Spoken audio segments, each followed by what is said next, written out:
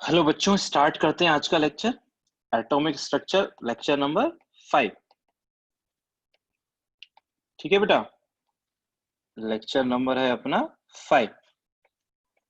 Last time पे हम लोग क्या कर रहे थे, रुदरफोर्ड मॉडल की बात कर रहे थे। ठीक है, रुदरफोर्ड मॉडल तुम्हें पता ही है। मैं थोड़ा जल्दी से रिवाइज करा देता हूँ। क्या था। हाँ जी, क्या था कि अल्फा पार्टिकल्स जा रहे थे, बीच में लेड प्लेट लगाई थी, गोल्ड फॉइल के ऊपर प्रोजेक्ट कराया था, पीछे ZRS की स्क्रीन लगाई थी। तो हमने क्या देखा था कि मोस्टली अल्फा पार्टिकल जब जा रहे थे तो वो आर पार हो जाते थे। Most of the alpha particles most of the alpha particles pass to the foil undeflected, बिना किसी डिफ्लेक्शन के वो चले जाते थे। ठीक है। दूसरा क्या देखा था, दूसरा ऑब्जर्वेशन क्या था, तो कुछ अल्फा पार्टिकल्स ऐसे थे जो टकरा के थोड़े स्मॉल एंगल से डिफ्लेक्ट हो जा रहे थे। ठीक है। अच्छा, पहला क्या था कि most of the alpha particles बिना डिफ्लेक्ट हुए चले गए। बिना डिफ्लेक्ट हुए चले गए, इसका मतलब क्या हुआ कि एटम का मोस्टली पार्ट क्या है, खाली है। मतलब पूरा मास जो है वो एटम का जो पूरा मास है वो एक ही जगह कॉन्सेंट्रेटेड नहीं है, वो तो इधर उधर क्या हो रहा है। मतलब वो पूरा का पूरा मास जो है वो पूरे एटम के अंदर कॉन्सेंट्रेटेड नहीं है, खाली है लगभग सारा पार्ट। मास एक एक ऐसी जगह है, बहुत छोटी सी जगह है जहां कॉन्सेंट्रेटेड है। ठीक है। दूसरी बात, जब कुछ अल्फा पार्टिकल्स डिफ्लेक्ट हो रहे थे, कुछ अल्फा पार्टिकल्स का पे चार्ज क्या होता है, पॉजिटिव चार्ज। इसका मतलब कुछ एटम गोल्ड के अंदर एक पॉजिटिव चार्ज होगा जो इन्हें डिफ्लेक्ट कर रहा है, जो रिपेल कर रहा है। लेकिन वो पॉजिटिव चार्ज पूरे के अंदर डिस्ट्रीब्यूट नहीं होगा। क्यों नहीं होगा? अगर एटम के अंदर पॉजिटिव चार्ज पूरे में डिस्ट्रीब्यूट होता जैसा थॉमसन ने बताया था, तो सिर्फ थोड़े से अल्फा पार्टिकल्स ही डिफ्लेक्ट नहीं होते, सारे के सारे अल्फा पार्टिकल्स भी रिपेल होके डिफ्लेक्ट हो जाते नहीं होंगे। इसका मतलब वो भी पॉजिटिव चार्ज भी पूरे के अंदर नहीं फैला हुआ, छोटे से पार्ट के अंदर है। ठीक है। तीसरी बात, कुछ अल्फा पार्टिकल्स बहुत ही कम, जैसे 20,000 अल्फा पार्टिकल अगर आए तो एक अल्फा पार्टिकल वापस जा रहा है। इसका मतलब क्या हुआ कि भाई एक एटम के अंदर जो मास है वो एक छोटी सी जगह में क्या है, कॉन्सेंट्रेटेड। ठीक है। तो अब इनके बाद उसने जो रिजल्ट्स अपने दिए, इसके बाद जो रिजल्ट्स हैं उसके किसके, रुदरफोर्ड मॉडल के, वो हम लोग लिख लेते हैं। रिजल्ट्स क्या क्या है बेटा, रुदरफोर्ड मॉडल के रिजल्ट्स हैं। फर्स्ट फर्स्ट क्या है बेटा, हाँ जी, पहला रिजल्ट क्या है, फर्स्ट है positive charge and mass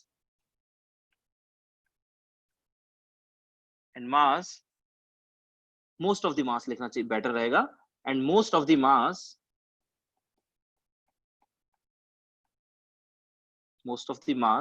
of an atom most of the mass of an atom is densely concentrated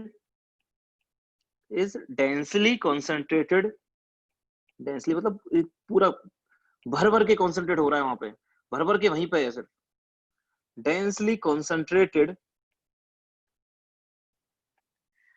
in a very in extremely small region in extremely small region in extremely small region which is known as nucleus। ध्यान रखो, which is known as nucleus, जिसे हम लोग क्या बोलते हैं, nucleus बोलते हैं। मतलब बेटा कि एटम के अंदर पॉजिटिव चार्ज और उसका मास जो है वो पूरे एटम के अंदर कॉन्सेंट्रेटेड नहीं होता है। एटम का मास और मतलब ये एक छोटा सा न्यूक्लियस है और ये एक पूरा एटम है, और ये जो न्यूक्लियस है वो एटम के मुकाबले बहुत छोटा सा होता है, और उसी के अंदर कौन सा चार्ज रहता है, पॉजिटिव चार्ज उसी के अंदर रहता है। और जो उसका मास है एटम का, वो भी पूरा इसी के अंदर कॉन्सेंट्रेटेड होगा। एटम का मास भी इसी के अंदर कॉन्सेंट्रेटेड है, किसके अंदर, इस न्यूक्लियस के अंदर। और पॉजिटिव चार्ज भी, मास भी और पॉजिटिव चार्ज भी। और ये न्यूक्लियस जो है वो एटम की साइज के मुकाबले बहुत ही कम होता है। लगभग जो मैं बात करूं, हम अगर बात करें एटम की साइज की, एटम के रेडियस की और न्यूक्लियस के रेडियस की, अगर मैं बात करूं ना बेटा कि भाई एटम का रेडियस कितना होता है, रेडियस ऑफ एन एटम किस ऑर्डर का होता है, वो होता है करीब 10⁻⁻15 10⁻⁻10 सॉरी 10⁻⁻10 मीटर का ऑर्डर का होता है। और जबकि न्यूक्लियस का रेडियस कितना होता है, वो होता है बेटा 10⁻⁻15 मीटर के ऑर्डर का। एटम का रेडियस किस ऑर्डर का, 10⁻⁻10 मीटर। और न्यूक्लियस का रेडियस 10 की पावर -15 मीटर। एटम का रेडियस 10 की पावर -10 और न्यूक्लियस का रेडियस 10 की पावर -15। एटम का रेडियस 10 की पावर -10 होगा और न्यूक्लियस का रेडियस 10 की पावर -15 मीटर। अब दिख रहा है 10 की पावर -15 इस 10 की पावर -10 के मुकाबले बहुत ही कम है। मतलब एटम जो है न्यूक्लियस से करीब 1,00,000 गुना बड़ा है, 10 की पावर 5 टाइम्स बड़ा है, मतलब 1,00,000 गुना बड़ा है। कौन? एटम। न्यूक्लियस जो है, न्यूक्लियस से एटम 1,00,000 गुना बड़ा है। तो न्यूक्लियस जो है बहुत छोटा सी जगह होती है जिसके अंदर एटम का पूरा मास और एटम का पूरा पॉजिटिव चार्ज ही, एटम का पूरा मास और एटम का पॉजिटिव चार्ज डिस्ट्रीब्यूटेड होता है। ठीक है, ये बात करनी थी। ठीक है, दूसरा पॉइंट, सेकंड पॉइंट हम लोग लिख रहे हैं, सेकंड पॉइंट लिख रहे हैं the nucleus is surrounded by, the nucleus is surrounded by, अब तुम्हें पता लग गया न्यूक्लियस क्या होता है। न्यूक्लियस एक बहुत छोटी सी जगह होती है एटम के अंदर। It is surrounded by electrons that move around, that move around the nucleus, that move around the nucleus, that move around the nucleus with a very high speed, with a very high speed in definite circular paths, in definite circular paths, in definite circular paths known as orbits, known as orbits, indefinite circular paths known as orbits। ठीक है, समझाऊंगा मैं इसका मतलब। ठीक है, तीसरा point, तीसरा पॉइंट है electrons and nucleus, electrons and nucleus, अभी सेकंड पॉइंट को बेटा समझाता हूं ना। Electrons and nucleus are held together, electrons and nucleus are held together by electrostatic force of attraction, by electrostatic force of attraction, by electrostatic force of attraction। अब क्या मतलब है? ठीक है, अब थोड़ा ध्यान से देखते हैं इसका मतलब क्या है। ठीक, हाँ जी, क्या बोला है इसने? इसने बोला है बेटा कि जो एटम होगा, उस एटम का, एक एटम की अगर हम लोग बात करें तो एक एटम में जो पॉजिटिव चार्ज होता है, एटम के अंदर जो पॉजिटिव चार्ज होता है वो तो एक, जैसे ही मान लीजिए एक एटम का, हम एटम की अगर बात करें तो एटम का जो पूरा पॉजिटिव चार्ज होता है वो एक छोटे से रीजन में डिस्ट्रीब्यूट होता है, जिसे हम लोग क्या बोलते हैं, जिसे हम बोलते हैं न्यूक्लियस। क्या बोलते हैं बेटा इसे? न्यूक्लियस बोलते हैं। ठीक है, इसी में एटम का मास भी डिस्ट्रीब्यूट होगा और इसी में इसका क्या डिस्ट्रीब्यूट हो रहा होगा? मास और क्या? Positive charge. एक एटम का मास और एक एटम का पॉजिटिव चार्ज इसी के अंदर डिस्ट्रीब्यूटेड होता है। और इस जगह को क्या बोल देते हैं हम लोग? इसे बोल देते हैं हम लोग, इसे बोल देते हैं हम लोग न्यूक्लियस। ठीक है, इसे बोल दिया जाता है क्या बेटा? न्यूक्लियस बोल दिया जाता है बेटा। ठीक है, थोड़ा अच्छे से बना देते हैं, इसे न्यूक्लियस बोल देते हैं हम लोग। ठीक है, और एटम के अंदर एक छोटी सी जगह है जिसे हम लोग क्या बोलते हैं? न्यूक्लियस बोलते हैं, जिसके अंदर कौन सा चार्ज डिस्ट्रीब्यूट हो रहा होता है? Positive charge. ठीक है, इसका एटम का मास और एटम का पॉजिटिव चार्ज के अंदर। और इलेक्ट्रॉन्स जो हैं, दूसरा पॉइंट क्या बोला था, जो न्यूक्लियस है उसके अराउंड इलेक्ट्रॉन्स क्या करते हैं? रिवॉल्व करते हैं। उसके अराउंड इलेक्ट्रॉन्स जो होते हैं वो रिवॉल्व कर रहे होते हैं, इसके अंदर इलेक्ट्रॉन्स रिवॉल्व कर रहे होते हैं इन डेफिनेट सर्कुलर पाथ्स। ये तो मैंने एक ऑर्बिट बनाई है, और इन सर्कुलर पाथ को हम बोलते हैं क्या? ऑर्बिट्स बोलते हैं। मतलब न्यूक्लियस के चारों ओर, न्यूक्लियस के चारों ओर इलेक्ट्रॉन चक्कर लगाते हैं इन सर्कुलर पाथ, जिन्हें क्या बोला जाता है? ऑर्बिट्स बोला जाता है। क्या बोला जाता है बेटा? ऑर्बिट्स बोला जाता है। एक और ऑर्बिट बना लेंगे हम लोग। ठीक है, एक और ऑर्बिट बना लेंगे तो इलेक्ट्रॉन्स इसके अराउंड क्या लगाते हैं बेटा? चक्कर लगाते हैं। ठीक, इन सर्कुलर पाथ को क्या कहा जाता है? इनको कहा जाता है orbits. These are known as orbits. दूसरी बात आती है, ये न्यूक्लियस के बीच में और इन इलेक्ट्रॉन्स के बीच में, इस न्यूक्लियस के बीच में जिसमें पॉजिटिव चार्ज है और इन इलेक्ट्रॉन्स के बीच में बहुत स्ट्रॉन्ग अट्रैक्टिव फोर्स होता है। इस इलेक्ट्रॉन के बीच में और इस पॉजिटिव चार्ज के बीच में बहुत स्ट्रॉन्ग क्या होता है? फोर्स ऑफ अट्रैक्शन होता है, जिस वजह से इलेक्ट्रॉन्स इससे जुड़े रहते हैं। वरना अगर ये इलेक्ट्रॉन इस न्यूक्लियस से अट्रैक्टेड नहीं होते तो भाग जाते। अगर इलेक्ट्रॉन्स न्यूक्लियर, अगर कोई ऐसा फोर्स नहीं होता जो इन दोनों को अट्रैक्ट, जो इन दोनों को बांधे रख रहा है, अगर ऐसा कोई फोर्स है ही नहीं तो ये इलेक्ट्रॉन्स क्या करेंगे? बाहर निकल जाएंगे। लेकिन ऐसा नहीं होता है। इन इलेक्ट्रॉन्स और न्यूक्लियस के बीच में बहुत strong electrostatic force of attraction होता है। ये इलेक्ट्रोस्टैटिक फोर्स ऑफ अट्रैक्शन तो फिजिक्स में करोगे, दो चार्ज हैं Q1 और Q2, उनके बीच में बहुत स्ट्रॉन्ग फोर्स होता है जिसे हम लोग इलेक्ट्रोस्टैटिक फोर्स बोलते हैं। K Q1 Q2 upon R²। अभी जरूरत नहीं है, कर लोगे फिजिक्स के अंदर। ठीक है, ये पॉइंट हो गया। ये अपना कौन सा हो गया बेटा? ये अपना हो गया रुदरफोर्ड मॉडल। कौन सा मॉडल हो गया बेटा? रुदरफोर्ड मॉडल हो गया। अब आते हैं हम लोग, अब क्या करेंगे? जो बहुत इंपॉर्टेंट चीजें हैं वो अब हमारी इसमें स्टार्ट होंगी। ठीक है, जो पूरा का पूरा चैप्टर है वो अब स्टार्ट हो रहा है। अभी तक तो सारी की सारी हमने थ्योरेटिकल चीजें पढ़ी थी, लेकिन अब हम लोग अच्छे से पढ़ेंगे।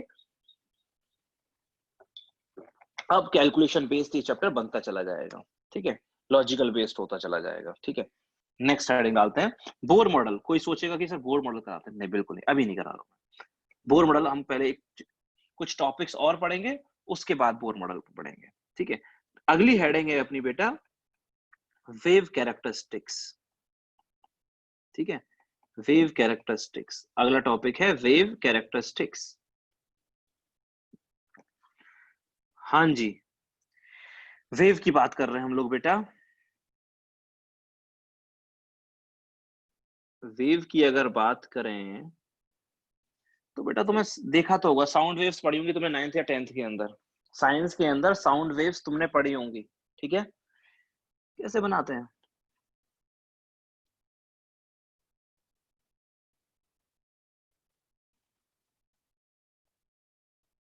यही होता है ना बेटा? क्या होते हैं, क्या बोलते हैं? वेव्स। अच्छा, इसमें बहुत सारी चीजें तुम्हें पता भी है, मैं लिख दे रहा हूं। इस डिस्टेंस को, यहां से यहां तक की डिस्टेंस को क्या बोलते हैं? मैक्सिमम डिस्प्लेसमेंट को क्या बोलते हैं? पता है? एम्पलीट्यूड। सबको पता होगा, सबने पढ़ा हुआ 9th में, ज्यादा हम लोग जान नहीं रहे। मैक्सिमम डिस्प्लेसमेंट को बोला जाता है एम्पलीट्यूड। और ये जो मैक्सिमा होता है, ये जो मैक्सिमा है, इसे थोड़ा और अच्छे से बनाना चाहिए था। पूरा ही मिट गया। हाँ जी,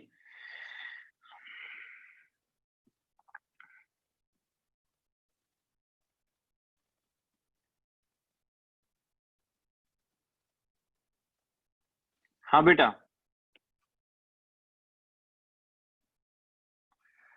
जो मैक्सिमम डिस्टेंस होता है उसे क्या बोलते हैं हम लोग? एम्पलीट्यूड बोलते हैं। और ये जो मैक्सिमा है, इसे पता है क्या बोला जाता है? सबको पता होगा, सबको आता होगा, बोला जाता है क्रेस्ट। 9th में पढ़ा होगा। क्या बोलते हैं? क्रेस्ट। और मिनिमा को क्या बोलते हैं? इनको बोलते हैं ट्रफ।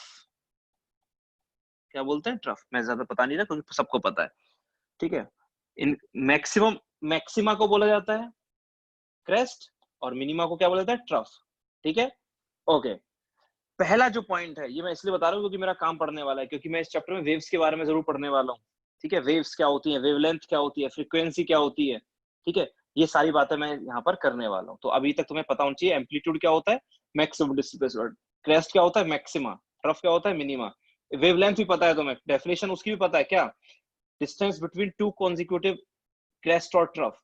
दो कॉन्जिक्यूटिव क्रेस्ट या दो कॉन्जिक्यूटिव ट्रफ के बीच की दूरी, दो कॉन्जिक्यूटिव क्रेस्ट या दो कॉन्जिक्यूटिव ट्रफ के बीच की दूरी को क्या बोलते हैं हम लोग? वेवलेंथ बोलते हैं। क्या बोलते हैं? वेवलेंथ बोलते हैं। मतलब ये जो डिस्टेंस है यहां से यहां तक का, वेवलेंथ रिप्रेजेंट करते हैं लैम्डा से। इसको भी क्या बोलेंगे बेटा? हाँ जी, इसको भी क्या बोलेंगे? यहां से यहां तक, यहां से यहां तक को क्या बोलेंगे? वेवलेंथ बोलेंगे। क्या बोलेंगे? वेवलेंथ बोलेंगे। ठीक है, लैम्डा। दो कॉन्जिक्यूटिव क्रेस्ट के बीच की दूरी या दो कॉन्जिक्यूटिव ट्रफ के बीच की दूरी को क्या कहा जाता है? वेवलेंथ कहा जाता है। ठीक है, अब मैं सारी डेफिनेशंस लिखाने वाला हूँ इस वेव के बारे में, तुम्हें क्या क्या चीजें पढ़नी है। तो पहला है अपना वेवलेंथ। फर्स्ट है अपना वेवलेंथ। वेवलेंथ क्या होती है? वेवलेंथ क्या होती है बेटा, वो हमें सीखनी है। सबको पता है क्या होगी, क्या होती है बेटा? It is the distance between, it is the distance between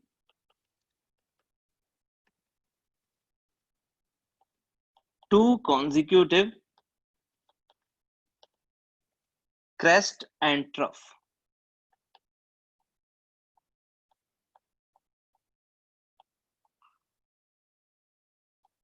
Two consecutive crest and trough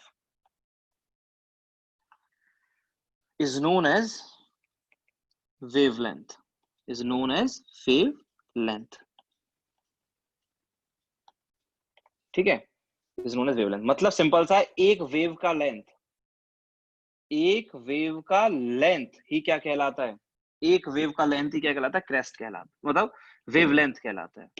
ठीक है, एक वेव की लेंथ, या दूसरी तरीके से बोलते हैं तो distance between two consecutive crest या दो कंसेक्यूटिव ट्रफ, दो क्रेस्ट के बीच की दूरी लगातार या दो ट्रफ के बीच की दूरी कोई क्या कहा जाता है? वेवलेंथ कहा जाता है। और मैं ब्रैकेट में लिख देता हूँ वेवलेंथ को रिप्रेजेंट कैसे किया जाता है, बहुत इंपॉर्टेंट है, क्योंकि मैं बार बार हम लोग वेवलेंथ नहीं लिखा करेंगे, क्या लिखा करते हैं? लैम्डा लिखा करते हैं। किससे रिप्रेजेंट करते हैं? इसका साइन क्या है? लैम्डा। ठीक है, यूनिट क्या होती है? खास बात, यूनिट, यूनिट्स आ metre, centimetre, picometre, nanometre, Armstrong. ये यूनिट्स हैं अलग अलग। वेव लेंथ ही तो है बेटा, लेंथ की यूनिट क्या होती है? मीटर, सेंटीमीटर, मीटर हो गई, सेंटीमीटर हो गई, पिकोमीटर हो गई, नैनोमीटर हो गई, आर्मस्ट्रॉन्ग हो गई।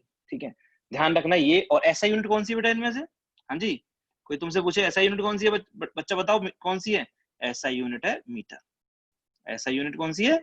मीटर है। ठीक है, ऐसा यूनिट हो जाएगी। ओके, कोई तुमसे कहेगा बदलना आना चाहिए सर, मीटर को सेंटीमीटर में बदलो, तो पता होना चाहिए एक मीटर में कितने सेंटीमीटर होते हैं? 100 सेंटीमीटर होते हैं, सबको पता होगा। ठीक है, एक नैनोमीटर में कितने मीटर होते हैं? एक नैनोमीटर होता है 10 की पावर -9 मीटर। एक पिकोमीटर में कितने मीटर होते हैं? 10 की पावर -12 मीटर। एक आर्मस्ट्रॉन्ग में कितने मीटर होते हैं? 10 की पावर -10 मीटर। ये कन्वर्जन तुम्हें सबको आने चाहिए बेटा, बहुत जरूरी है, इस चैप्टर में बहुत काम आएंगे। नैनोमीटर का मतलब होता है 10 की पावर -9 मीटर, पिकोमीटर मतलब होता है 10 की पावर -12 मीटर, आर्मस्ट्रॉन्ग का मतलब होता है 10 की पावर -10 मीटर। पिकोमीटर 10 की पावर -12 मीटर, आर्मस्ट्रॉन्ग 10 की पावर -10 मीटर, नैनोमीटर 10 की पावर -9 मीटर। ठीक है, वेवलेंथ का मतलब क्या है? दो क्रेस्ट के बीच की दूरी या दो ट्रफ के बीच की दूरी, इसी को बोला जाता है वेवलेंथ। ठीक है, रिप्रेजेंट किससे करते हैं बेटा? लैम्डा से रिप्रेजेंट करते हैं। दूसरा टर्म है बेटा, हाँ जी, सेकंड टर्म है बेटा फ्रीक्वेंसी। ये भी तुमने पढ़ी होगी, फ्रीक्वेंसी। हाँ बच्चा, फ्रीक्वेंसी क्या होती है? फ्रीक्वेंसी क्या होती है? फ्रीक्वेंसी का मतलब है it may be defined as, मैं पहले मैं डेफिनेशन लिख देता हूं, तुम्हें वैसे सबको आती है क्या होती है। It may be defined as number of waves, number of waves passing through a particular point, passing through a particular point, passing through a particular point per unit time, per unit time। ठीक है, frequency को represent करते हैं बेटा, represent करने का तरीका है फ्रीक्वेंसी को, वो होता है न्यू। एक थोड़ा मॉडिफाइड वी बना देते हैं, जिसको नहीं दिख रहा है ये है मॉडिफाइड वी। किससे रिप्रेजेंट करते हैं? वी बना दिया करो, क्या बना दिया करो? We.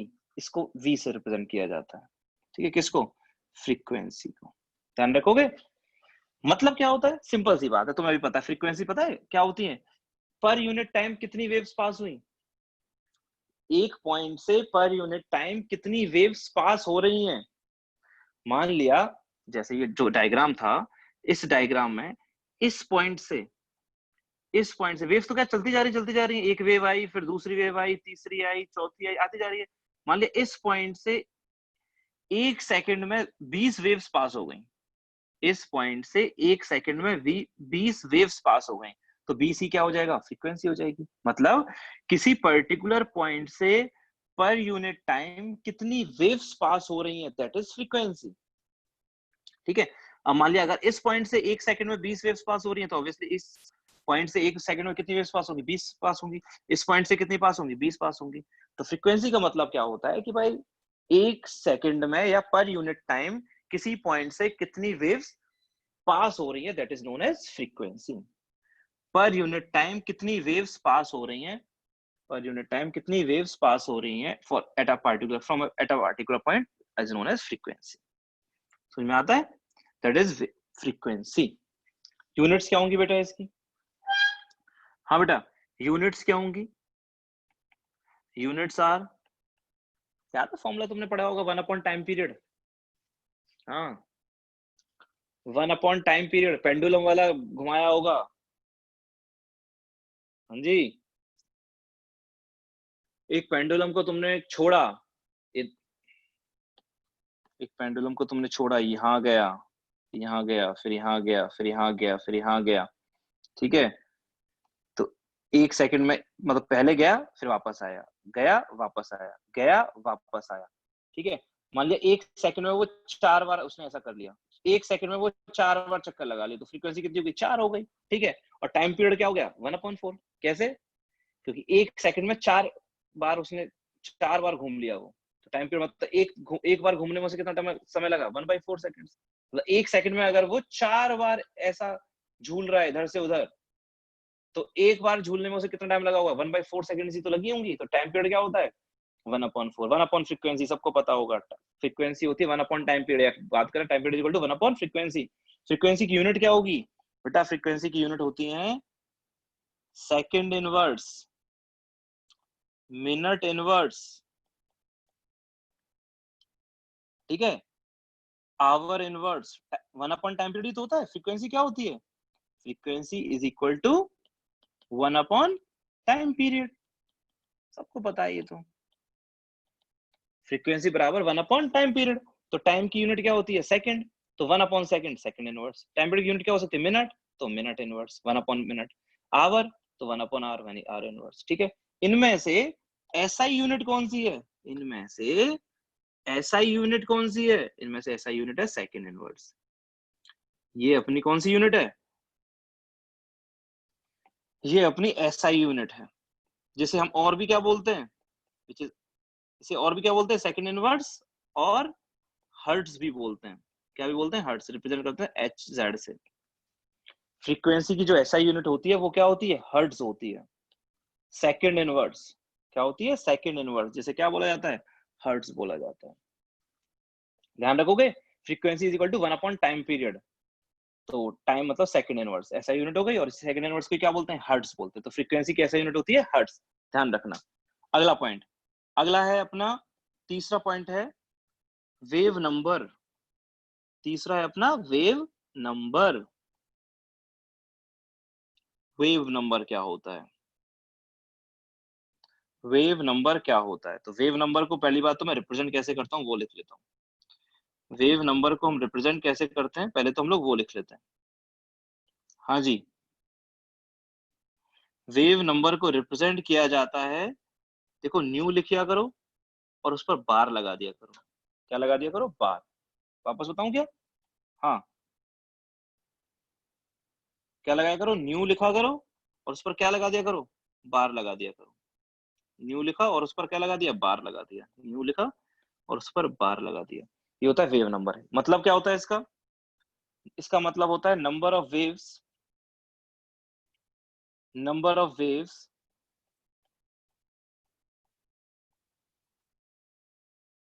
passing, number of waves passing per unit distance, number of waves passing per unit distance। या ऐसा, ये डेफिनेशन याद नहीं रखनी है, बहुत सिंपल सी डेफिनेशन है। मतलब तो डेफिनेशन क्या है कि पर यूनिट डिस्टेंस कितनी वेव्स पास हो रही हैं, या दूसरी तरीके से बोले, दूसरी डेफिनेशन है और रेसिप्रोकल ऑफ वेवलेंथ। क्या बोल सकते हैं? Reciprocal of wavelength. वेवलेंथ के रेसिप्रोकल को ही हम लोग क्या बोलते हैं? वेव नंबर बोलते हैं। Reciprocal of wavelength is wave number. Wavelength का रेसिप्रोकल वेव नंबर, समझ गए?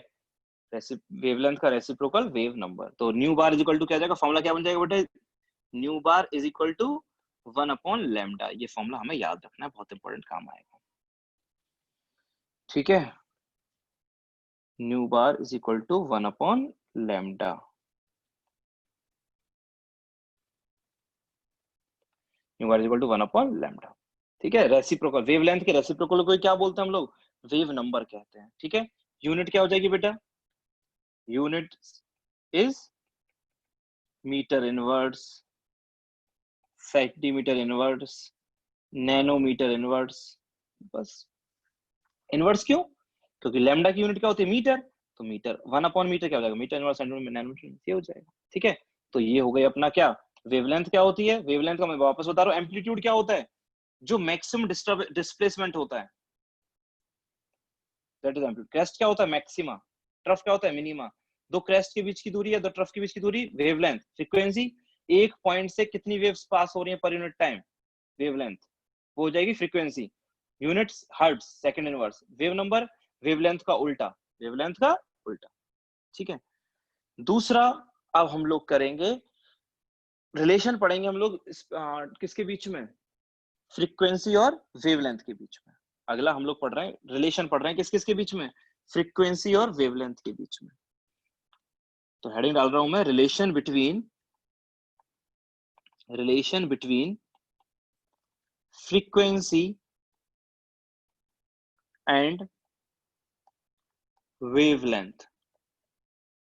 ठीक है, बहुत इंपॉर्टेंट क्वेश्चन है, relation between frequency and wavelength.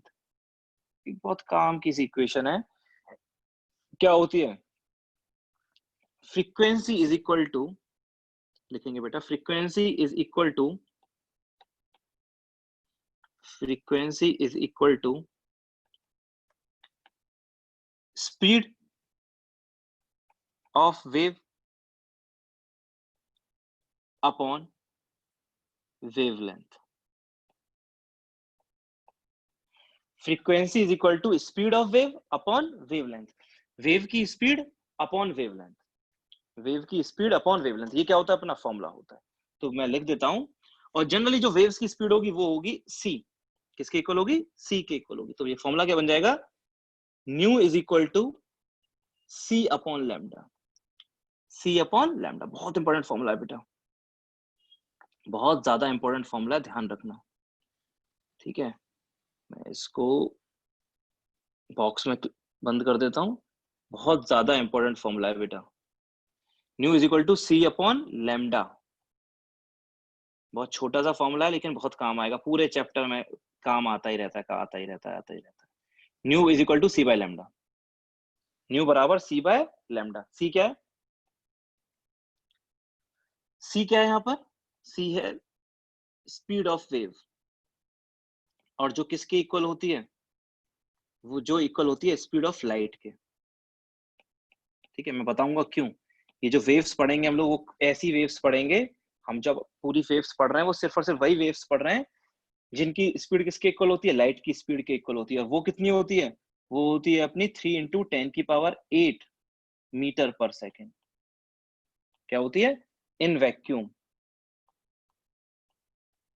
तुम्हें पता है लाइट की स्पीड जो है ना, वो 3 × 10⁸ मीटर पर सेकेंड होती है। ये लेकिन ये नहीं कि हमेशा ही होगी। अगर तुम पानी में लाइट की स्पीड देखोगे तो कम हो जाएगी।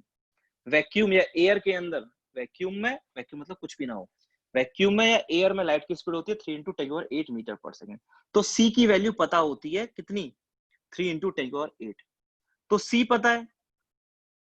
क्वेश्चन कैसे कराऊंगा मैं? नेक्स्ट पे क्वेश्चंस कराऊंगा, या तो फ्रीक्वेंसी दे देगा, वेवलेंथ पूछ लेगा, या वेवलेंथ दे देगा, फ्रीक्वेंसी पूछ लेगा। फॉर्मूला सिंपल था क्योंकि सी तो पता ही होता। तो frequency is equal to nu is equal to C by lambda.